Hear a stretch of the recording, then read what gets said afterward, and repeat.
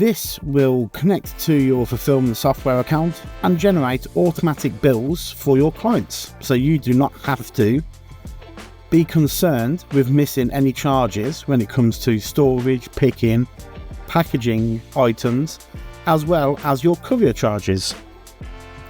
Here is where you can list up all of your customers. You can also add your couriers and the services you're going to use with them, along with adding your prices. Now, we know that couriers have different prices for different zones, and this is where we give you the ability to have that flexibility. So as you can see here on my example, I've got DPD on a next day service, I've got different weight breaks, and I've got different zones available. You can easily edit your zones and also edit your weight classes as well. We also support in volumetric weights as well. So if you wanted to add some calculations, you can easily use these as we have them here.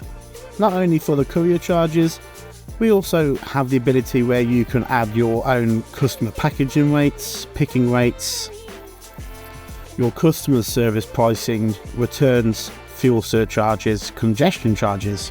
So as you can see, a very long list of charges that you can charge your customer. When we look at the picking, you can see it has got some great features.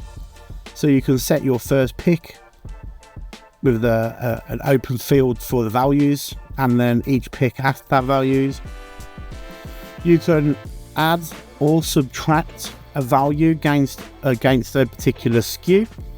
You can also add an additional charge per channel as well. You can see that we've got ad hoc charges, we have warehouse action charges, storage charges, which can be done weekly or daily charges based on the type of location. And we also give you the ability to look at any failed shipments. So if you have any failed shipments in here, you'll be able to look at the logs to see why it has failed, and then be able to retry the request to make sure that you're billing all of your customers correctly. You can also look at the charges for your customers, so you can select your customer to break it down to that individual customer, and you can see you've got your courier charges, surcharges, picking charges, returns charges, all charges, ad hocs and recurring charges. Now, once a charge has been billed, you'll then be able to see it on your invoices, and this is where you can then download a PDF, or you can do a download of CSV for that billing cycle, whether it's weekly, bi-weekly or monthly billing cycle. If you've got large customers that you want to give certain discounts based on order volume, you can apply your discounts in here.